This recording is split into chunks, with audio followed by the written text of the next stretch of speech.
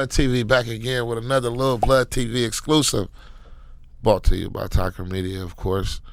We got the Falcon nigga in the building, man. Come on, baby. We got West Oakland's very own in the building, man. Come on, baby. We got a nigga who jumped on the camera, nigga, and ran that motherfucker down Adeline and 10th Street. You understand me? Come on, I'm talking about a camel, Lou.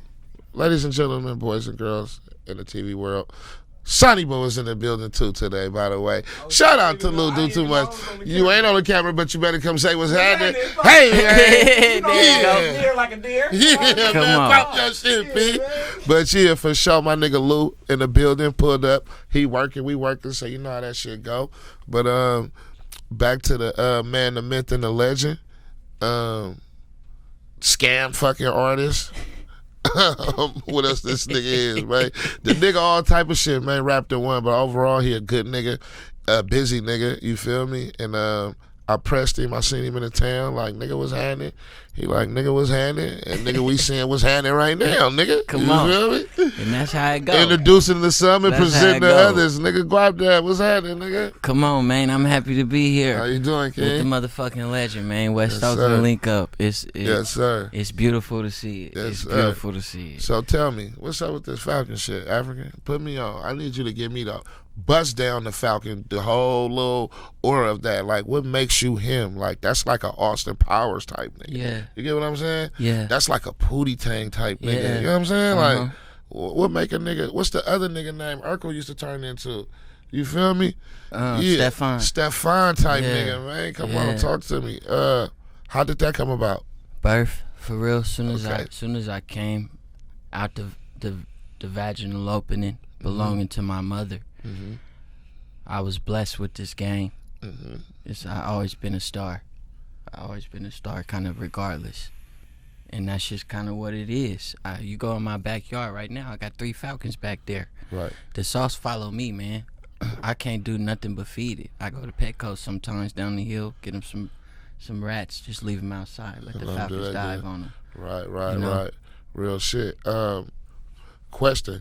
So, from a lot of the Oakland rappers and the Bay Area rappers, you took a different route. Mm-hmm. You didn't, and you really from that West Side for real. Yeah. And you didn't take the shoot 'em up, bang bang route. Like your whole style, like you would think you from fucking Nebraska somewhere. You feel? Not saying that your lyrics is something, but I'm just saying like your style, the way you carry yourself, that saucy shit. You would think you the illest nigga from somewhere else. It's crazy because I be telling people like, man, that nigga from the West. They be like, nah, bro, that nigga don't. Nah, not at all. What made you take that route? You know, I don't know. It just seemed the most interesting because of what I was slapping. What was that? You know, I think I ain't gonna lie. You wasn't slapping bass guy. yeah, I was. Oh my mama, I thought you about to be a fake nigga. I was Nuh-uh. slapping bass guy Come on. too. What? G-O-D hard, What? heavy rotation. Hard. That's why I was. Yeah, I'm nigga, master chef. I was so happy when y'all came out with y'all's after, cause I heard Bitch Mod first, and then when y'all came out with y'all's, I was like, this going up. Yeah. This shit is rocking. You know what's crazy? One year at Hyro Day, he performed that song on the stage, and I jumped on the stage, and someone made a video, and they put my song and his song next to each other. Like, that shit was like iconic for me, like, for sure. Cause Bass God is definitely one of the niggas leading trendsetters of all time. Yeah. And you Shout strike out to me that Bass way. Guy too. Speaking of him, I had a crazy conversation with him the first time we really met in person with me for real as Guapdad, because we had so many interactions in the past. He remembers them too, but I just wasn't who I am now. Right, this right. nigga really thought that we didn't fuck with each other. Right. We had a little argument during quarantine, Uh-huh. but we resolved that shit. I got on the phone with him, so I didn't think it was that. Right. But you know, the where we from really got this mysterious cloud that we allow to fill with negativity whenever it's not entertained, addressed, or communicated. And I was happy that I was able to alleviate that with the Bass Guy, because I actively steal from that nigga all the time. And I told him, like, you know, Right. you one of my greatest influences, and he gave me my flowers too. And I thought that was cool, but even you know, when niggas that I look up to try to big me up, I can't even really absorb it like that because I just be so like psyched out. You feel me? Yeah. That's how I was with just Too Short. Like, nigga, like, you feel me? Like, you really one of them boys. Like, it was kind of like different sitting down with him. You know what I'm saying? Yeah. To go back to your question though, why I chose to do what I do that would merit the flowers from these people in words like you said. When I was listening to Lil B, I was listening to the different beats and looking at the cover art, figuring out who made it, how they were structuring it. The inspiration led me to learn about Pen and Pixel and the OG graphic shit that he took from Blue Flame and those Pink Flame and all that shit, all the mixtapes. That really was Master P. I already had a love for Master P. That brought me down another Bay Area route. And I just kind of followed all the niggas that was there but left, like Raphael Sadiq. Right. You know, those was niggas that I would listen to just outside of normal town shit. And even when it came to normal town shit, I always liked it the weirder beats. Right. I liked it the Trackademics version to tell me when to go more than anything. I liked it songs like Mac Dre where he would do weird shit. The Ice Cream song with him and forgot who was on there, Andre Nicotina or something, but the beat was one of the weirdest Dre beats ever. California Bear. The structure of that song is not musically inclined. Right. The nigga who made the beat didn't even keep it in the same key, but that's the shit that I was listening to, which is why I kind of landed. Huh? You know how to make beats? Yeah. Oh, that's dope. That song where I was riding through the hood like that, I made that beat to Scamboy. I produce or co-produce a lot of the shit that What was your oh my God moment? My oh my God moment? Shit. That damn near happened recently. That happened recently. I just kind of know what I want to do more now, and that's why I feel like it's the oh my God moment. I had so many highlights. I'm the first one from the West in particular to do a lot of the things I done on the charts and Grammys and places I performed, all type of shit, and I didn't give a fuck about none of it. It was hella hard to give a fuck about any of it because I still didn't grasp what I wanted to do with myself, regardless of these heights that I was climbing. So up until recently, I haven't felt like, oh my God. Do Guapdad stress? How does Guapdad deal with it? Shit, I got a lot of ways to cope. I talk a lot, especially with my loved ones. I got a girlfriend now, so I be talking her head off. What? Somebody put a ring on it? Yeah, I got a girlfriend now. That's what's up. Salute to her. Yeah.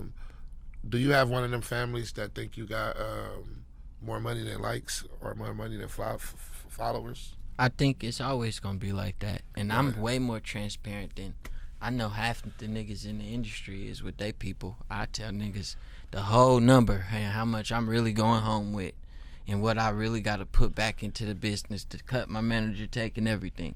And niggas will still think you got more money than you got because my lifestyle generates so much free shit. I ain't pay for none of the clothes on my body. Nothing. I didn't even the money I spent on the watch was just from free shit that it came my way.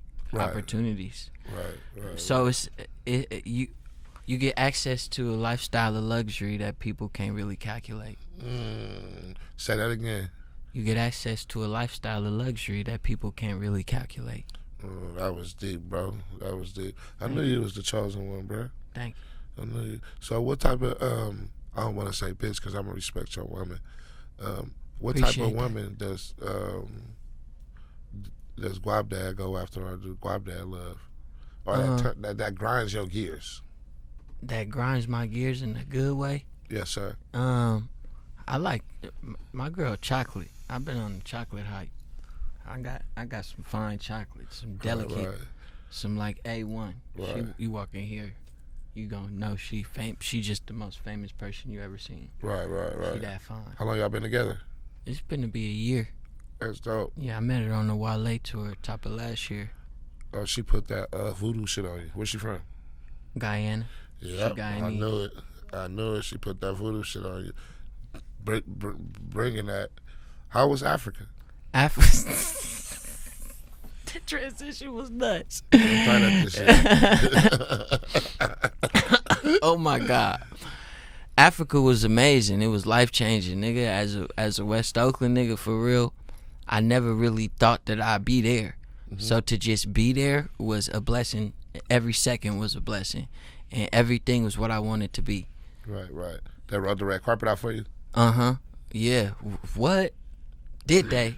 We stayed on the in a private mansion. It's Nelson Mandela estate where he retired at after his presidency, in the middle of a 40,000 acre nature reserve, and we was showed around this nature reserve on the night and day safari, followed by a like luxury yacht ride in between with like the top Lion Ranger on the continent, this nigga named Dale, sauciest white boy you've ever seen. Ranger?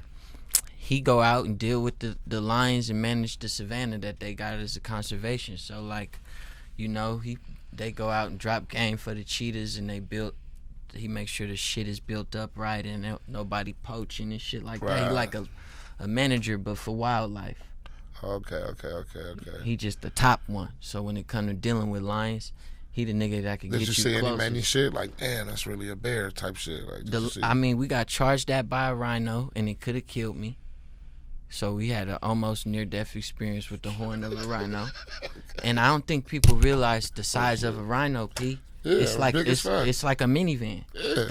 Like in real life, if you could imagine the size of a minivan, which would take up this room, that's a rhino. And the horn, long as the fucking tripod on. What was y'all on, like one of them little trucks or something? Yeah, with the doors open. Right. There ain't no windows. It's just you and death right there. And that was just the rhino. I'm not even talking about the lion. It was right here. First Friday. You don't need to say First Friday, but just like when a muscle car start. Yeah, you jump. And you feel the rumble in your chest. Yeah. Somehow a lion feel stronger than the rumble of an actual muscle car, like revving his engine, going ah. A lion. Yeah. This nigga just kind of regularly growling, not even a roar, stunned everybody in the car. We frozen like this. My partner's sister, she holding me like this, bruh, shaking. This nigga right here, where you at? About to eat the fuck I'm out on of the y'all. door, and it feel like it feel like Vin Diesel got his strongest shit right there. It's scary as fuck. Oh my God, but it was crazy to drive away from that nigga. You feel like you hit the craziest lick, the adrenaline. Right. I see why the white people like that shit with their crazy ass. Tell me about the Philippines. The Philippines was even better than Africa because I got relatives that's alive there.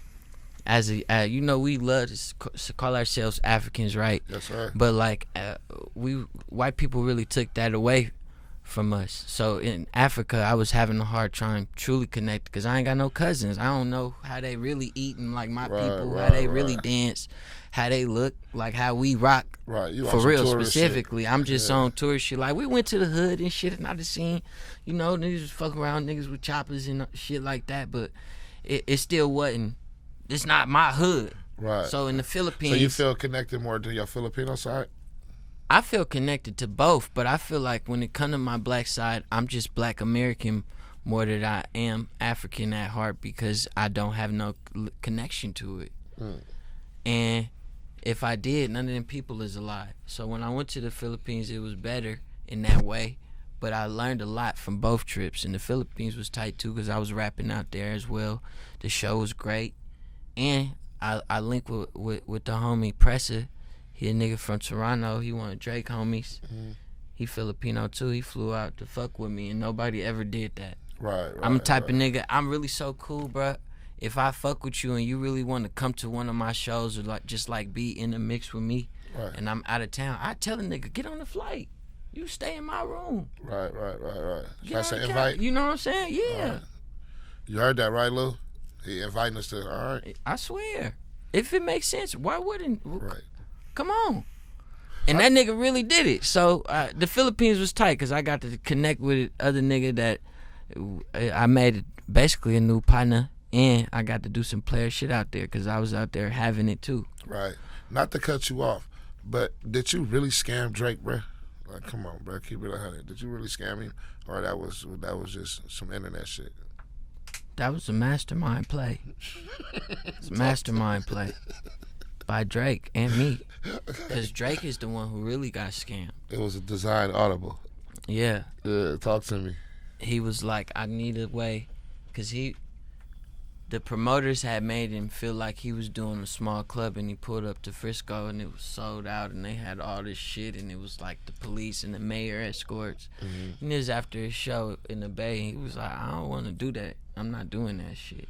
So he left, and the promoter did like a big thing and everybody tried to blame him, and we came up with the idea to spin it on me. I'ma say I threw the party and I scammed Drake. And all he got to do is like it or share it, and then every media outlet will pick it up. It then made the party promoter in San Francisco irrelevant, and I got famous off of it. and Drake got to laugh at that dude. Right. So do you have a relationship with him, with Drake at all? Yeah. We still homies. I still get full support from him. Who threw the J. Cole alley hoop? I mean, if I could say who do it, shit, Drake for I real. need to know about Charlie Wilson. Yeah. Chance the Rapper. I'm gonna tell you how all that shit happened. Yeah, I need to know about all that shit happened because I just wiggled my relationship with Drake. Yeah. Drake was so powerful at that time. Everybody would do everything for me because they all just assumed that we had some song we was dropping. So that's how the industry played. Yeah. So I met J. Cole leaving Drake New Year's party. I was in there with my pops, Lee Bohannon, hella drunk. He leaned over. He on town shit, and he just keep being in and out of consciousness. But it's his birthday and it's New Year's. Right. Fuck it. So I'm like, fuck it. Drake want to go to a restaurant. He end up not coming in. He like, I'm finna duck off. You feel me? I'm like, cool. He like, still go in there. Everything paid for. Whole menu. Right. So I'm like, what? I go in there. I'm ordering big plates.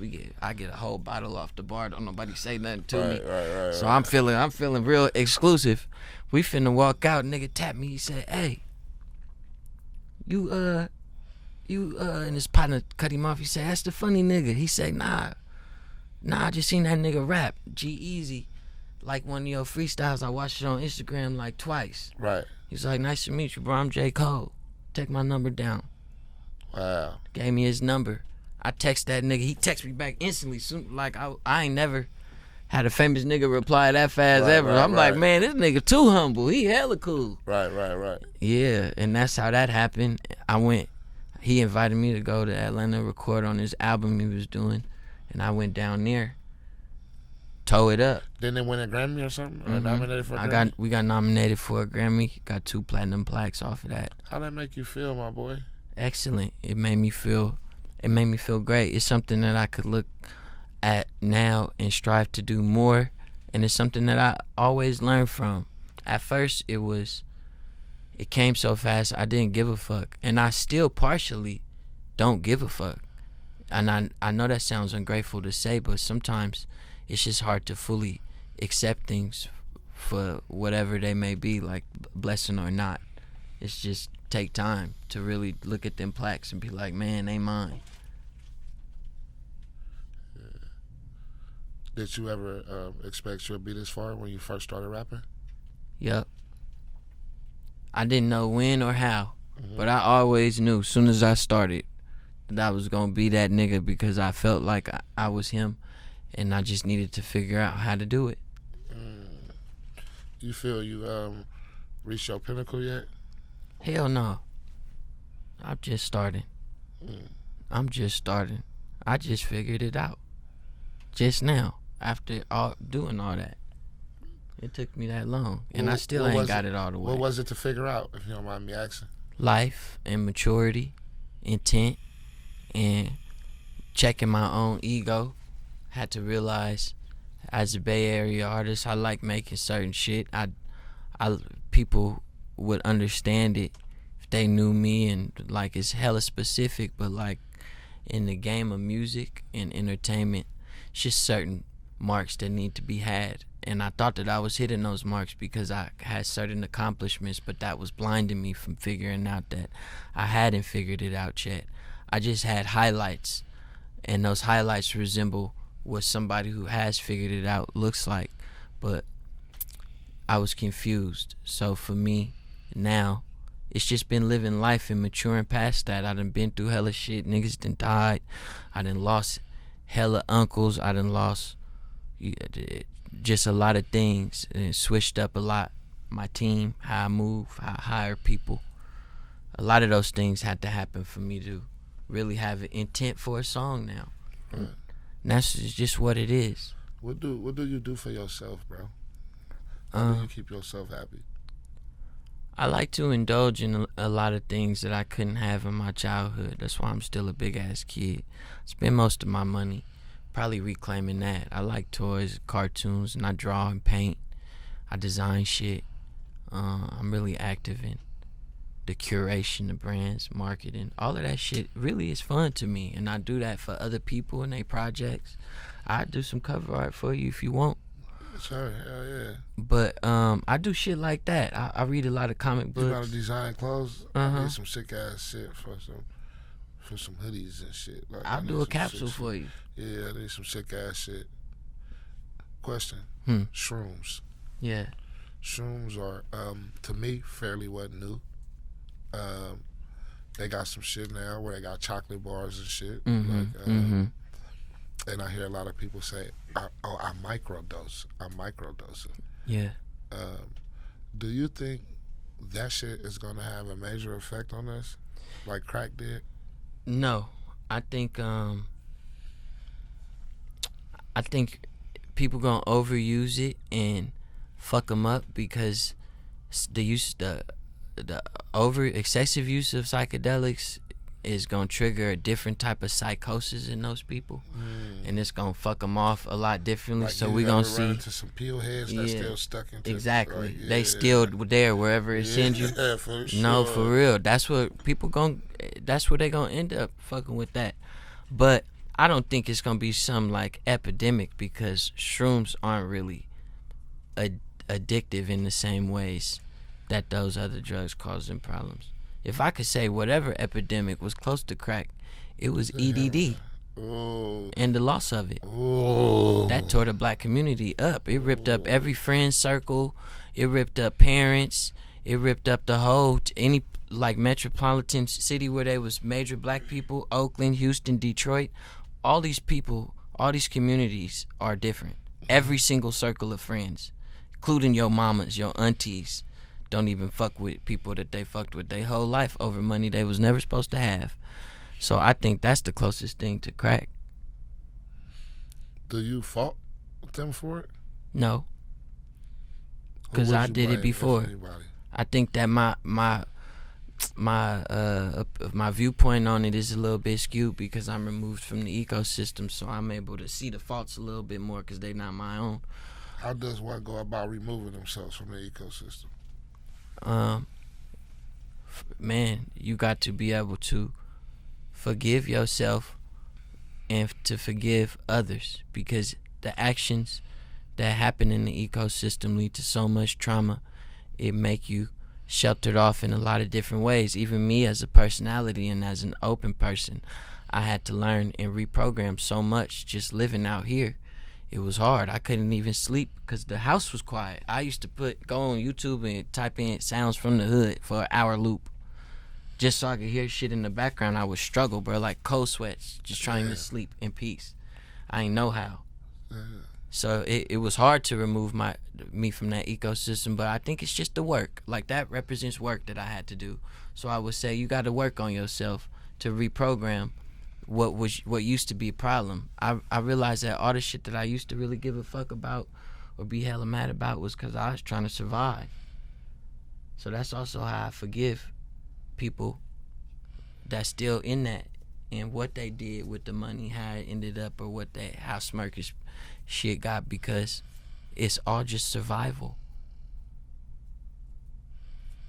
5 years from now, where's Guapdad?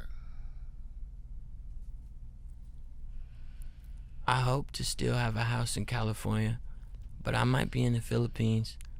After this last trip, after this last trip, I've been looking at land, talking about it with my mom, how ways to build eco-friendly container homes and just apply like sustainable living techniques to a garden and all type of shit. Like I want that out there, bro. That type of peace is just different. The air different, the food different, the life different, the happiness different. I want to be able They're to not have plugged that. in, huh? Man, I want it to be so cool to it be like, man, you be like, hey, Guap, man, I just run it up on the podcast shit, man. I don't want to spend this endorsement money, Boosie, but we want to go somewhere.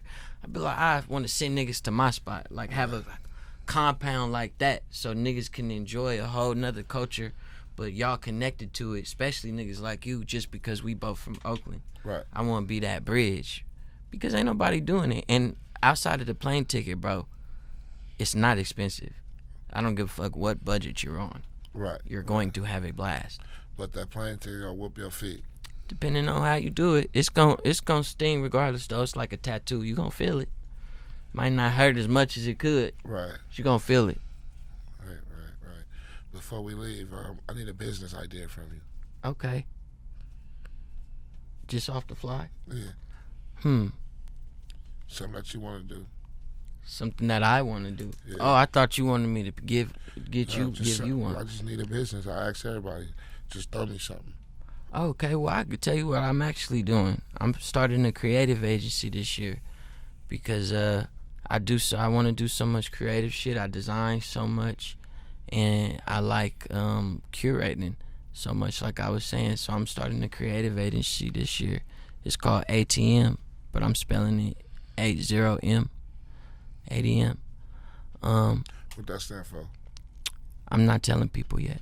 Oh, okay. When I roll out the company, I'm gonna do like a big thing explaining it, but it's just something that means something to me, and that's where I'm gonna be channeling the work through. So if I did design you immerse capsule, I roll it out through ATM and be like, look at the work that we did over here. That's one of my side businesses I'm starting. I also made a children's book too that I'm finna sell for Black History Month. Right. Called Steal Money for White People for Kids. It's called what? Steal money from white people for kids. This is like crazy, bro. Bro, I appreciate your truth. I appreciate you pulling up on me. Definitely, we got to do another one like the other one. Yeah. Keep this shit lit. And man, keep doing you, bro. Keep pushing the envelope. That's all I got to say. I dare you to be different. People gonna hate you for whatever you do, bro. And just keep doing you, bro. Like, I see it. You feel me? It's working. And like I said, and you putting on for the home team. Come on. Yeah, that's what we I at. say it as much as possible, trust me. Everybody that know me in LA is sick of me saying that I'm from West Oakland. They're sick of it. Right. I definitely appreciate you, King. Come on, I appreciate you more. Thank you for having me. It's a check.